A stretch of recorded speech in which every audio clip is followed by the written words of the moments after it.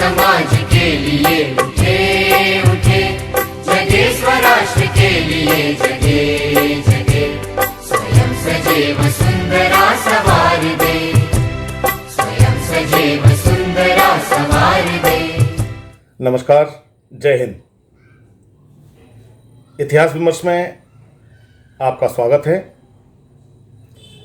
आज हम आप सभी से मिलने आए हैं एक महत्वपूर्ण विषय पर चर्चा करने के लिए।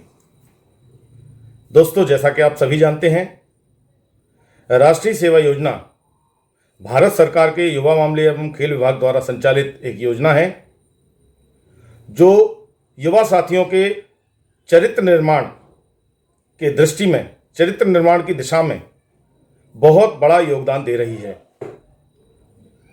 1969 24 सितंबर से लागू यह योजना तभी से सतत रूप से विभिन्न स्कूल और कॉलेजेस में प्रभावमान है। आज इस योजना को लागू हुए लगभग 52 वर्ष पूरे हो चुके हैं। राष्ट्रीय सेवा योजना के एक महत्वपूर्ण जो पक्ष है, एक महत्वपूर्ण जो कार्य है, वह है गणतंत्र दिवस परेड कैंप का। जैसा कि हम सभी जानते हैं, नई दिल्ली में 26 जनवरी पर विजय पथ से इंडिया चौक तक, इंडिया गेट तक एक परेड, भव्य परेड निकलती है जिसमें तीनों सेनाओं के प्रतिनिधि होते हैं। साथ ही साथ विभिन्न राज्यों के सांस्कृतिक दल होते हैं। जिन युवाओं ने उपलब्धियां हासिल की हैं वो युवा होते हैं और बहादुर बच्चों की टोली होती है। इस प्रकार से एक लंबा प्रोसेसन निकलता है 26 जनवरी पर, जिसमें भारत गणराज्य के जो महामहिम राष्ट्रपति जी हैं वो उस परेड की सलामी लेते हैं। राष्ट्रीय सेवा योजना को भी एनसीसी और नेवी की तरह गणतंत्र दिवस परेड में भाग लेने का मौका मिला है। लगभग 30 वर्षों से अधिक समय से राष्ट्रीय सेवा योजना के स्वयंसेवक गणतंत्र दिवस परेड में नई दिल्ली में सहभागिता करते हैं। समय के साथ स्वरूप में बदलाव हुआ है, व्यवस्थाओं में बदलाव हुआ है और उन सब व्यवस्थाओं के साथ साथ चयन की जो प्रक्रिया है उसमें भी कुछ सुधार लगातार होते रहे हैं। क्योंकि राष्ट्रीय लेवल का ये विषय है और पूरे प्रदेश से, जैसे हम मध्य प्रदेश की बात करें तो पूरे मध्य प्रदेश से 4 बॉयज और 4 गर्ल्स, यानी 4 छात्र स्वयंसेवक और 4 छात्रा स्वयंसेवक ही गणतंत्र दिवस परेड की नई दिल्ली में जो परेड होती है उसमें भाग लेने के लिए सहभागी हो पाते हैं। अब आप सिलेक्शन का जो स्तर है उसे आप समझ सकते हैं कि कितना टफ होता होगा। पूरे भारत में लगभग 40 लाख से अधिक राष्ट्रीय सेवा योजना के जो स्वयंसेवक हैं वो आज लगातार कार्यरत हैं। इनमें से केवल 200 स्वयंसेवकों को ही मौका मिलता है कि वे गणतंत्र दिवस की परेड में भारत की सेनाओं के साथ राजपथ पर संचलन करें, परेड करें। कितनी बड़ी उपलब्धि की बात है। पूरे भारत से 200 विद्यार्थी, और यदि हम एक अकेले मध्य प्रदेश की बात करें तो मध्य प्रदेश से केवल 4 लड़के और 4 लड़कियां, यानी टोटल 8 बच्चे इस परेड का हिस्सा होते हैं। 5 जोन में इस पूरी व्यवस्था को बांटा गया है। मध्य प्रदेश जो जोन है, इसके साथ साथ मध्य प्रदेश, छत्तीसगढ़, उत्तर प्रदेश, उत्तरांचल, बिहार और झारखंड, ये मध्य क्षेत्र के अंतर्गत आते हैं, ये 6 राज्य। और इन 6 राज्यों के सभी चयनित बच्चे प्री आरडी परेड के लिए एक स्थान पर आते हैं, यानी टोटल 200 बच्चे एक स्थान पर एकत्रित होते हैं। इस वर्ष यह परेड पटना विश्वविद्यालय की संगठन व्यवस्था में आयोजित की जा रही है। तो टोटल 200 बच्चे इन 6 राज्यों से आते हैं और इनमें से सिलेक्ट होते हैं 40 बच्चे जो गणतंत्र दिवस परेड के लिए अपनी सहभागिता करते हैं। अब हम जानेंगे कि परेड में क्या क्या खास बातें हैं, कैसे चयन हो। एक स्वयंसेवक यदि परेड का हिस्सा बनना चाहे तो उसके लिए क्या क्या निर्धारित योग्यता है, उसे क्या करना चाहिए, कैसे उसका सिलेक्शन होगा। तो इस वीडियो पे आप पूरी तरह से फोकस रखिए, पूरी तरह बने रहिए, पहले से आखिरी तक इसको देखिए। इसके अलावा इतिहास विमर्श की इसी यूट्यूब चैनल पर 24 सितंबर एनएसएस डे के दिन एक वीडियो और मैंने अपलोड किया है। आप चाहें तो उस वीडियो को भी देख सकते हैं, क्योंकि रिपीटेशन करने की आवश्यकता नहीं है। उसमें राष्ट्रीय सेवा योजना के उद्देश्य, उसका गठन, उसका लक्ष्य और अन्य सारी बातें जो जरूरी हैं वो सारी बातें बताई गई हैं। तो आप यदि राष्ट्रीय सेवा योजना के मंच के माध्यम से 26 जनवरी गणतंत्र दिवस पर परेड में सहभागिता करने वाले हैं या करना चाहते हैं तो आप कृपया ये दोनों वीडियो पूरे मनोयोग से देखिए, सुनिए और आप किस तरह सहभागी हो सकते हैं उसकी तैयारी कीजिए। अभी आपके पास थोड़ा समय है और यह किसी एक विश्वविद्यालय के लिए या किसी एक प्रदेश के लिए नहीं है। यही योजना विभिन्न प्रदेशों में, विभिन्न विश्वविद्यालयों में लागू होती है। चयन का जो तरीका है वो लगभग एक सा ही है। तो सबसे पहले चयन की शर्त यह है कि राष्ट्रीय सेवा योजना में केवल वही व्यक्ति गणतंत्र दिवस परेड में सहभागिता कर सकते हैं जिन्होंने कम से कम 1 वर्ष एनएसएस में रहकर काम किया हो, यानी 1 वर्ष। महाविद्यालय के द्वितीय वर्ष के छात्र इसमें सहभागी हो सकते हैं। साथ ही साथ कम से कम एक जो लोकल शिविर है, आपके महाविद्यालय स्तर का जो लोकल शिविर है, वो एक लोकल शिविर आपने अवश्य किया हो। ये उसकी पहली शर्त है।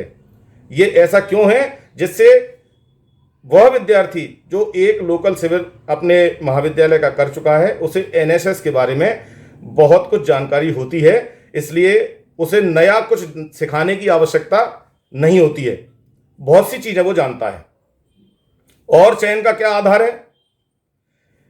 इसमें 4 कैटेगरी में आपको अंक विभाजन किए गए हैं, पॉइंट्स मिलते हैं 4 कैटेगरी में। 100 नंबर का पूरा पेपर होता है, बिल्कुल तरीके से होता है और कई सारे स्टेप पे इसके चयन की प्रक्रिया होती है।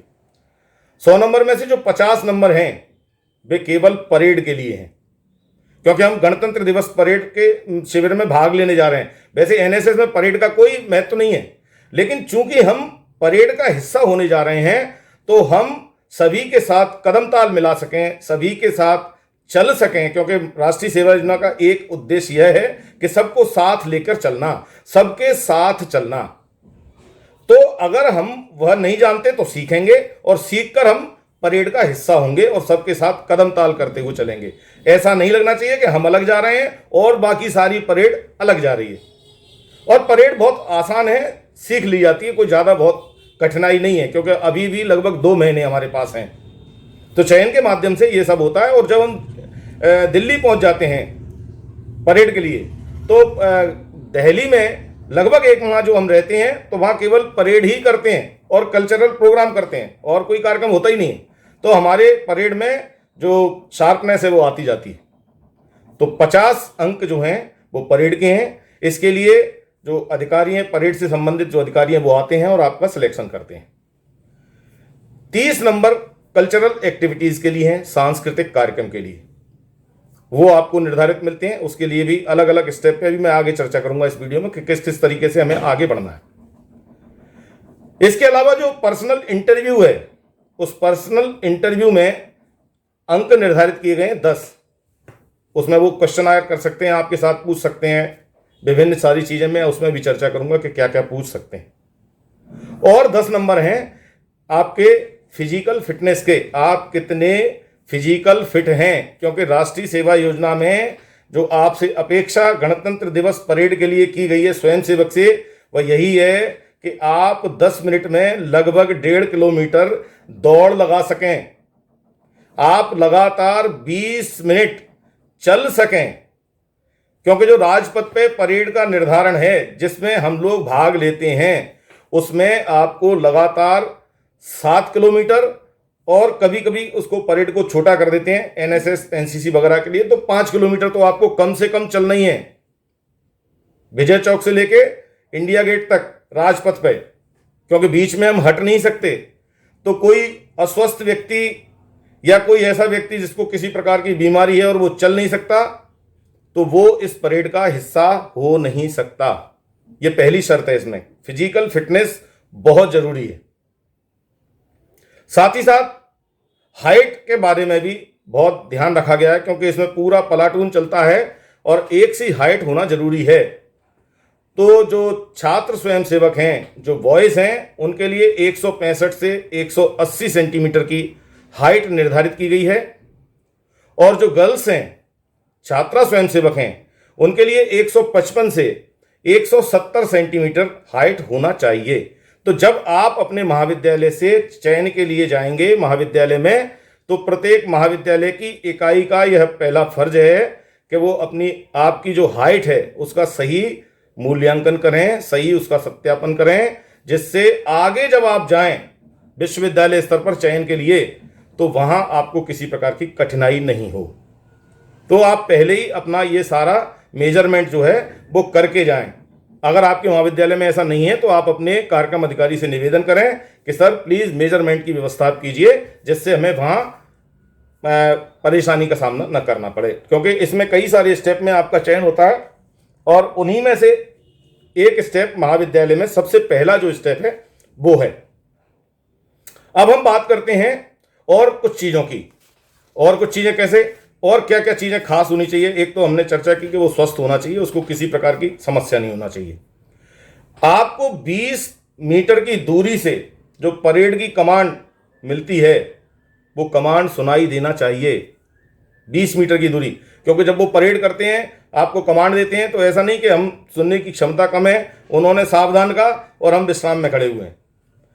तो 20 मिनट की दूरी हमारी सुनने की क्षमता होनी चाहिए। इसके अलावा स्वयंसेवक को अविवाहित होना जरूरी है, उसका विवाह नहीं हुआ हो, और मिनिमम 16-17 साल का हो। इससे कम का बच्चा जो है, इसीलिए स्कूल के बच्चे को 26 जनवरी गणतंत्र दिवस परेड में नहीं ले जाया जाता। कॉलेज के बच्चे इसमें सहभागी होते हैं परेड के लिए, तो वो अविवाहित होना चाहिए। छात्र का यानी जो स्वयंसेवक है उसका अच्छा संचार कौशल होना चाहिए। संचार कौशल इस संदर्भ में कि यदि बाई चांस आपको वहाँ किसी कार्यक्रम का संचालन करने के लिए मौका मिल गया, किसी कार्यक्रम को कंडक्ट करने का मौका मिल गया, तो आपकी IQ इतनी तेज होना चाहिए कि आप उन परिस्थितियों में अपने को ढाल लें। तो आपका IQ बहुत अच्छा होना चाहिए। IQ पे भी टेस्ट होते हैं जब आप सिलेक्शन के लिए जाते हैं तब। और क्या है, छात्र स्वस्थ होना चाहिए, उसकी परेड अच्छी होना चाहिए, उसकी कल्चरल एक्टिविटीज भी अच्छी होना चाहिए। अब ये कल्चरल एक्टिविटीज पे मैं बात करूंगा। क्या है कल्चरल एक्टिविटीज? सामान्य तौर पे चूंकि मैं राष्ट्रीय सेवा योजना से लगभग 30-32 वर्ष से जुड़ा हुआ हूं, और सौभाग्य से मुझे भी गणतंत्र दिवस परेड शिविर में भाग लेने का अवसर मिला। मैंने देखा है कि विभिन्न अवसरों पर जब बच्चे सिलेक्शन के लिए आते हैं तो वो फिल्मी गीतों पर अपने डांस या अपने और सारे डायलॉग्स देते हैं। फिल्मी चीज़ों को आप अवॉइड करें। आप किसी फोक सॉन्ग पे, फोक डांस पर फोकस करें। हमारे आसपास जितनी भी गतिविधियां होती हैं ये सब फोक से ही संबंधित हैं, चाहे वैवाहिक गतिविधियां हों या अन्य गतिविधियां हों, ये सब फोक से संबंधित हैं। हम इनको यानी आगे हाईलाइट करें। जैसे अगर मैं ग्वालियर की बात करूं तो ग्वालियर में राई नृत्य है, हम उस पर फोकस कर सकते हैं। बुंदेली गीत हैं, हम उन पर फोकस कर सकते हैं। शादी विवाह में गाए जाने वाले जो गीत हैं वे हैं। भोला, जो आप अगर देखें शिवरात्रि के दिन जो दूध वाले भाई हैं हमारे, वो सुबह सुबह भोला तेरी बम गाते हुए जाते हैं, तो इस तरह के भोला हैं। या और छोटे छोटे प्रहसन हैं, नाटक हैं, अन्य सी चीज़ें हैं, इनको आप कल्चरल एक्टिविटीज़ के अंतर्गत सम्मिलित कर सकते हैं। इसी तरह आपको सामान्य ज्ञान की नॉलेज होना चाहिए। कई बार वहाँ आपसे प्रश्न होते हैं कि यदि आप प्रधानमंत्री होते तो आप क्या करते, छात्रों के हित के लिए आपकी क्या योजना है, तो आपको उसको बताना पड़ेगा क्या योजना है, बोलना पड़ेगा। यदि आप युवा मंत्री हो, युवाओं के मामले के मंत्री हो, युवा मामले और खेल विभाग के मंत्री हैं, तो क्या करते, तो वो हमारे पास एक विजन होना चाहिए और ये बताना चाहिए, तात्कालिक भाषण जिसको हम कहते हैं। और प्रत्युत्पन्न मति, आपको तत्काल उसका जवाब देना। मैंने कई बार सिलेक्शन के दौरान ये देखा है कि बच्चों से पूछा कि हाँ बताइए आप क्या करना चाहते हैं, क्या बताना चाहते हैं, तो वो कहेंगे नहीं साहब हमें डांस तो आता ही नहीं है, या साहब हम तो बोलना तो चाहते ही नहीं, हम तो केवल डांस करेंगे, या हम केवल गीत गाएंगे। इस तरह की बातें वो करते हैं। तो इन चीज़ों से अवॉइड करना चाहिए इनको हमें, क्योंकि नकारात्मक भाव यदि आपके अंदर आ गया तो आप में कॉन्फिडेंस की कमी है और आप चीज़ों को सीखना नहीं चाहते। तो मना नहीं करना है, हमें सीखना है, अभी हमारे पास समय है। यदि आप किसी वाद्य यंत्र को बजाना जानते हैं, चाहे वो बांसुरी है, ढोलक है, तबला है, हारमोनियम है, गिटार है, तो ये आपके एडिशनल प्लस पॉइंट हो जाते हैं अन्य बच्चों से, क्योंकि आप और चीज़ों के साथ साथ वाद्य यंत्र भी जानते हैं, बजाना भी जानते हैं, तो आपके सिलेक्शन के चांसेस बढ़ जाते हैं। तो यदि आप किसी यंत्र को बजाना जानते हैं तो आप अपने महाविद्यालय स्तर की चयन प्रक्रिया के समय से ही उस वाद्य यंत्र को अपने साथ रखें, जिससे जब मौका मिले तो आप बताएं कि मैं तबला भी बजा लेता हूं, मैं बांसुरी बजा लेता हूं, मैं माउथ ऑर्गन बजा लेता हूं, या मैं गिटार बजा लेता हूं, जो आप, या सिंथेसाइजर बजा लेता हूं। जो आप बजाते हैं आप उसको अपने साथ प्रत्येक चयन गतिविधि के समय रखें। चाहे आपका चयन महाविद्यालय में हो, चाहे आपका चयन विश्वविद्यालय में हो, चाहे आपका चयन प्री आरडी में हो, और चयनित होकर अगर आप आरडी परेड के लिए भी जा रहे हैं तब भी आपको अपने इन सारे यंत्रों को साथ ले जाना चाहिए। क्यों, वहाँ भी जब आप आरडी में रहेंगे 1 महीने दिल्ली में, तो वहाँ मध्य प्रदेश डे होता है, एमपी डे, उस दिन आपको अपनी सांस्कृतिक गतिविधियों को प्रस्तुत करने का अवसर मिलता है। तो आप वाद्य यंत्र साथ में रखें। तो ये कुछ चीजें हैं। दूसरा एक जो महत्वपूर्ण चीज है जिस पे अक्सर बच्चे रह जाते हैं, चूंकि आप, मैंने पहले ही बताया था, 1 वर्ष जो एनएसएस में रह चुका है वही बच्चा इस चयन के लिए आगे आना चाहिए। कई बार हम देखते हैं कि नया बच्चा आया और उसे टीचर ने भेज दिया, तो वो आगे जाके पहले स्टेप पे ही फेल हो जाता है। और या कई बच्चे ऐसे होते हैं जो सोचते हैं कि मैं कहीं ना कहीं किसी व्यक्ति को जानता हूं, किसी मंत्री को जानता हूं, किसी और को जानता हूं, किसी शिक्षक को जानता हूं, तो वो अपनी जुगाड़ लगा के एक आध स्टेप आगे बढ़ जाएगा। लेकिन इसमें इतने छन्ने लगे हुए हैं कि आप कहीं ना कहीं जाके बाहर हो ही जाएंगे, क्योंकि उसमें आपका लक्ष्य क्या है। कई बार हम देखते हैं, और मैं एक स्वयं सेविका का इंटरव्यू भी आपको सुनवाऊंगा जो जीवाजी विश्वविद्यालय से गत वर्ष राष्ट्रीय सेवा योजना की गणतंत्र दिवस परेड में दिल्ली में हिस्सा ले चुकी है। एक वाइट मैं उसकी आपको सुनवाऊंगा, उसके भी आप अनुभव सुने। तो मैं ये बताऊंगा कि बच्चों का ध्यान, चूंकि वो एनएसएस का बेसिक एनएसएस से जुड़ा ही नहीं है वो, और वो केवल तफरी करने जाना चाहता है, तो बाई चांस वो अगर प्री आरडी तक चला भी गया तो प्री आरडी में उन 200 बच्चों में से जब उनका चयन होता है तो उसमें से वो काट दिया जाता है और वो वापस घर आ जाता है। तो हम जुगाड़ लगाने की जगह मेहनत करें, सीखें। ये वीडियो डालने के पीछे मेरा उद्देश्य भी ये है कि मेरे से अक्सर विभिन्न महाविद्यालयों के बच्चे, हमारे महाविद्यालय के बच्चे आते रहते हैं, पूछते रहते हैं क्या करें, कैसे तैयारी करें, क्या नहीं। तो सभी लोग इसी तरह से इसको तैयारी करें। एक और खास बात, आपके पास डायरी है एनएसएस की, तो आप एनएसएस की ये डायरी है, इस डायरी को पूरी तरह से पढ़ लें। इसके जो गीत हैं उन गीत को, कौन सा लक्ष्य गीत है, कौन सा आह्वान गीत है, कैसे हम समापन गीत करते हैं एनएसएस का, हर चीज आपको एनएसएस के बारे में मालूम होना चाहिए। उसमें कई सारे डे दिए हुए हैं कि महिला डे कब है, एनएसएस डे कब है, एड्स डे कौन सा है, श्रमिक दिवस कौन सा है, युवा दिवस कौन सा है, इत्यादि इत्यादि इत्यादि कई सारी चीजें इसमें दी हैं।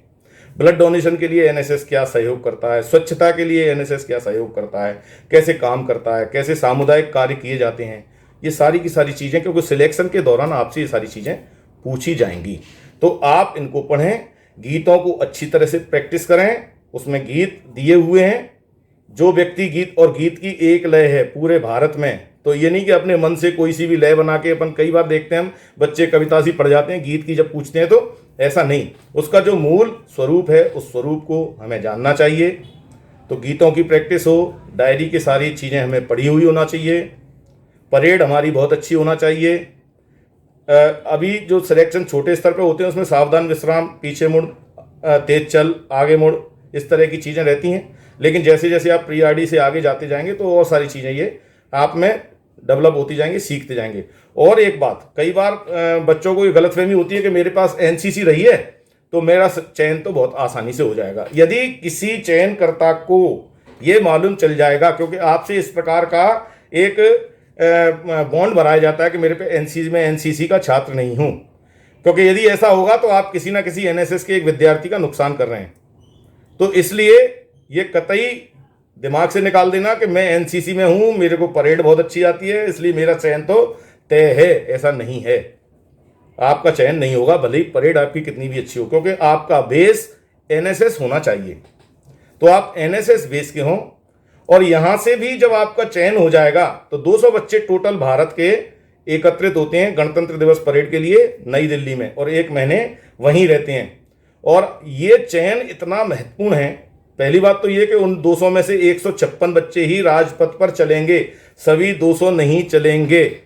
तो अगर कोई बच्चा ये सोच रहा है कि भाई मेरा तो प्री आरडी में भी चयन हो गया और अब तो मैं आरडीसी के लिए हो गया, अब मुझे कुछ नहीं करना है, तो ऐसा नहीं है, वहां भी आपका मौका कट सकता है। तो लगातार सीखना है, लगातार हमें अपने आप को प्रस्तुत करना है लोगों के सामने, जिससे हमें मौका मिले और हम उस गौरव को अनुभव कर सकें जिसके लिए सेना के इतने बड़े बड़े लोग, और प्रत्येक सैनिक भी गणतंत्र दिवस पर राजपथ में परेड नहीं कर पाता, ये शायद आपको जानकारी हो, चयनित लोग करते हैं।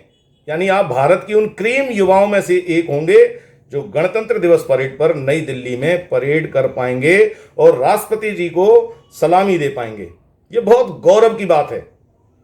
साथ ही साथ यदि आपका चयन होता है तो आपको भारत सरकार के प्रधानमंत्री, भारत के गणराज्य के राष्ट्रपति, उपराष्ट्रपति, रेल मंत्री, युवा मामले और खेल मंत्री और अन्य मंत्रियों के साथ कहीं चाय पर, कहीं डिनर पर, कहीं भोजन पर आमंत्रित किया जाता है।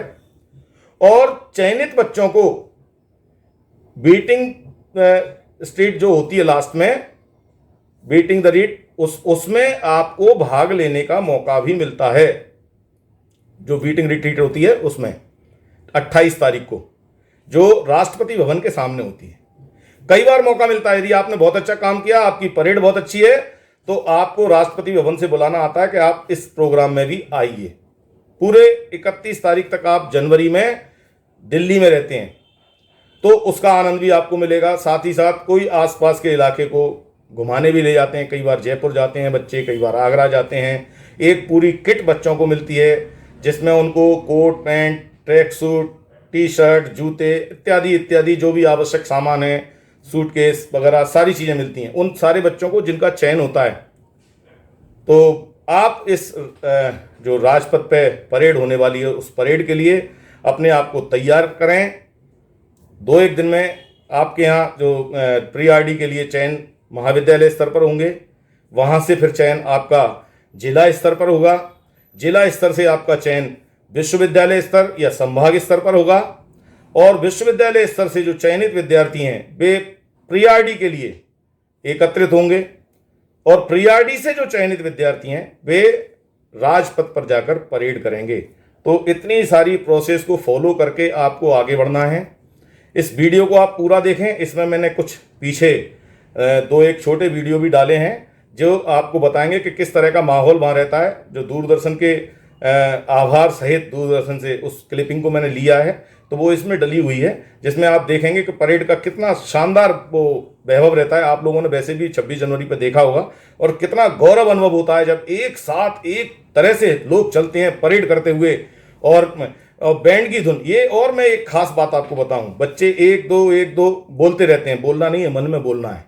स्टार्टिंग में सीखने के लिए हम कुछ भी करें, क्योंकि हम जब गणतंत्र दिवस पर परेड करते हैं तो वहां कोई 1-2 भी नहीं करता, वहां तो बैंड बजता है या गीत बजता है। जो परेड सॉन्ग है, सारे जहां से अच्छा हिंदुस्तान हमारा, उसकी बीट के आधार पर हमें 1-2 कदम ताल करना पड़ता है, लेफ्ट राइट मन में ही बोलना पड़ता है। यानी हमें शारीरिक और मानसिक दोनों स्थिति से वहां रहना पड़ेगा। आप चाहे प्रारंभिक चयन समिति में हो, महाविद्यालय लेवल पर या जिला लेवल पर या विश्वविद्यालय लेवल पर या प्री आरडी लेवल पर, और या परेड कर रहे हो सिलेक्शन के बाद, तो वहां भी आपको बिल्कुल पूरी तरीके से मन से और शरीर से वहीं होना होगा, तभी आप उस बीट को समझ पाएंगे, अदरवाइज आपकी परेड बिगड़ जाएगी। और न सिर्फ बिगड़ जाएगी, आपको चोट भी लग सकती है, क्योंकि सामने वाला जब लेफ्ट कर रहा है आप राइट करेंगे तो टकराएंगे हाथ, तो उससे चोट भी लग सकती है। तो आप नियमित एक तो दौड़ने की प्रैक्टिस करें, चलने की प्रैक्टिस करें, ज़्यादा समय और एक्सरसाइज करें, योगा करें, व्यायाम करें, जिससे आप मजबूत हों। साथ ही साथ इन सारी चीज़ों का डायरी के गीत पढ़ें और कार्यक्रम पढ़ें और सीखें इनको किस तरीके से आपको करना है। पूरे मेजरमेंट के साथ अपने महाविद्यालय में अपनी परीक्षा दें और उसके बाद आपका सिलेक्शन होगा। जय हिंद आप सभी लोगों को। मैं अंजलि गौतम, जेसी मिल कन्या महाविद्यालय की राष्ट्रीय सेवा योजना की स्वयं सेविका। मैंने 2021 में गणतंत्र दिवस परेड की थी, तो मैं आप सभी लोगों को उसके बारे में थोड़ी सी जानकारी देना चाहती हूँ। जो बच्चे अभी तैयारी कर रहे हैं गणतंत्र दिवस परेड में जाने के लिए, तो उनको 2-3 चीज़ें हैं जिनका उनको विशेष ध्यान रखना होगा। जैसे कि अगर हम जैसे पहले सिलेक्शन हमारे कॉलेज लेवल से होता है, तो हम लोग कॉलेज में पहले सेलेक्ट होते हैं, उसके बाद हमारे माधव कॉलेज में हम लोगों का सिलेक्शन होता है, उसके बाद जिला लेवल पे हमारा सिलेक्शन होता है। तो हमारे ये यूनिवर्सिटी में सिलेक्शन होता है, उसमें भी हमें कई विधाओं में भाग लेना पड़ता है। जैसे हमें परेड है, पहले हमें परेड होती है और उसके बाद फिर हमें कल्चर इवेंट्स में हम ये नहीं कि हमें डांस आता तो हम सिर्फ डांस नहीं, जितना आपको आता है उतनी चीज़ें आपको करनी है। जैसे डांस, आपको गाना आता है तो आप गाना गाइए, आपको बहुत अच्छी रंगोली आती है तो आप रंगोली बनाइए, और भी सिंगिंग कर सकते हो और एक्टिंग कर सकते हो, जिस चीज़ में आप परफेक्ट हो। अगर कुछ वाद्य यंत्र आता है तो वो आपके लिए प्लस पॉइंट होता है। तो आप सभी लोगों को कोई भी चीज़ के लिए, यानी ऐसा नहीं कि हमें एक ही चीज़ करनी है, आपको करना है तो आप जितने पार्टिसिपेट कर सकते हो उतने लिए आपके लिए प्लस पॉइंट होते हैं। और अगर आप फिर यूनिवर्सिटी लेवल से सिलेक्ट होते हो तब हमें प्री आरडी में जाने का मौका मिलता है। और प्री आरडी में भी आपको ऐसा नहीं कि हम प्री आरडी में गए हैं तो हमें जज के लिए हमें स्टेज पे जाएंगे तभी हमारा जजमेंट होगा, ऐसा नहीं होता। आप पहले दिन से ही आप वहाँ पर देखेंगे कि वहाँ पर कुछ बच्चे ऐसे होंगे जो मौज मस्ती में लगे होंगे और कुछ बच्चे ऐसे होंगे जो अपनी प्रिपरेशन में लगे होंगे, क्योंकि उनको आरडी तक जाना है। तो आप बिल्कुल हल्के में मत लेना वहाँ जाके। और दूसरी बात कि जैसे आप जाते हो तो वहाँ सोचते हो कि जज हैं तो यही हम लोगों का जजमेंट करेंगे, ऐसा कुछ नहीं है। वहाँ पर आप पहले दिन से ही आपको अन्य राज्य के जो भी लोग आते हैं, जैसे अपने क्या कहते हैं उनका उत्तराखंड के आते हैं, उत्तर प्रदेश के आते हैं, बहुत सारे शिक्षकगण आते हैं, तो फिर वो हम लोगों का जजमेंट वहीं से शुरू कर देते हैं। उन सभी लोगों से हमें बहुत अच्छे से देख के चलना है वहाँ पर। तो उसमें अगर आपका फिर प्री आरडी में सिलेक्शन होता है तो फिर आप आरडी के लिए सिलेक्शन होता है, जो हमारा गोल्डन चांस होता है, जिसका सपना सभी स्वयंसेवक सजाते हैं कि एक दिन उस राष्ट्रपति जी को सलामी देके आएंगे। तो वो राजपथ का गौरव आप सभी लोगों के लिए इंतज़ार में है। तो आप सभी लोग मेहनत कीजिए और वहाँ पर दिल्ली में जब जाते हैं तब भी वहाँ पर यही विधाएं होती हैं सारी। हमें सिर्फ परेड और कल्चर इवेंट्स पे ध्यान देना होता है और हमारे आसपास के लोगों को भी, क्योंकि हमें वहाँ के अलग अलग राज्य के लोग आते हैं तो उनसे मिलने का, उनकी संस्कृति जानने का मौका मिलता है। तो आप सभी लोग बहुत अच्छे से तैयारी कीजिए और बेस्ट ऑफ लक आप सभी लोगों को। जय हिंद, जय भारत। दोस्तों, इस तरीके से हम देखते हैं आरडी परेड के लिए हम किस प्रकार से चयनित हो सकते हैं। ये कुछ वीडियो जो हमने इसमें देखे हैं, उन वीडियो के आधार पर भी हम अपनी प्रैक्टिस को बढ़ा सकते हैं। मेरी शुभकामनाएं आप सभी युवा साथियों के साथ हैं। राष्ट्रीय सेवा योजना के सभी युवा साथियों को मैं शुभकामनाएं देता हूं। और यदि किसी का चयन नहीं होता है तो वो निराश न हो। आप इतने स्तर पर पहुंच जाते हैं तो आपको स्टेट लेवल कैंप या नेशनल लेवल कैंप पर या युवा उत्सव में या ट्रैकिंग कैंप में भाग लेने का अवसर मिलता है। जो इससे पहले मैंने वीडियो में जो चर्चा आपसे की है 24 सितंबर वाले में, आप उसे देखेंगे तो राष्ट्रीय सेवा योजना का एक पूरा स्वरूप उसमें मैंने बताने का संक्षेप में कोशिश की है। आप उसे पढ़ें। और हमारे लिए ये भी एक नई बात है कि इस बार राष्ट्रीय सेवा योजना को जेनेरिक सब्जेक्ट के रूप में नई शिक्षा नीति के अंतर्गत लागू किया गया है। तो जो बच्चे राष्ट्रीय सेवा योजना में फर्स्ट ईयर में आ रहे हैं वे सारे बच्चे राष्ट्रीय सेवा योजना को जेनेरिक सब्जेक्ट के रूप में थर्ड पेपर के रूप में पढ़ें तो उनको डबल लाभ होने वाला है। साथ ही साथ यह एक निवेदन और करूंगा मैं आप सभी युवा साथियों से, इस इतिहास विमर्श चैनल पर आपने यदि नहीं आए हैं, कभी आपने इसको नहीं देखा है, अभी तक सब्सक्राइब नहीं किया है, तो कृपया इसको सब्सक्राइब अवश्य करें। साथ ही साथ बेल आइकन के ऑप्शन पर जाएं और ऑल के पॉइंट को जरूर दबाएं। उसका कारण ये है कि इस YouTube चैनल पर इतिहास विमर्श में मैं समय समय पर बहुत सारी जानकारियां देता रहता हूं जो महाविद्यालय से संबंधित हैं, एनएसएस से संबंधित हैं और पर्यटन से संबंधित हैं, जिसको हम प्रोजेक्ट के रूप में अब पढ़ाई के अंतर्गत भी देखेंगे। तो आपको वो सारी चीज़ें समय पर मिलें, इसके लिए आप इस चैनल से जुड़ें। आप सभी का स्वागत है, सब्सक्राइब अवश्य करें। आप सभी का दिन शुभ हो। बहुत बहुत धन्यवाद। जय हिंद।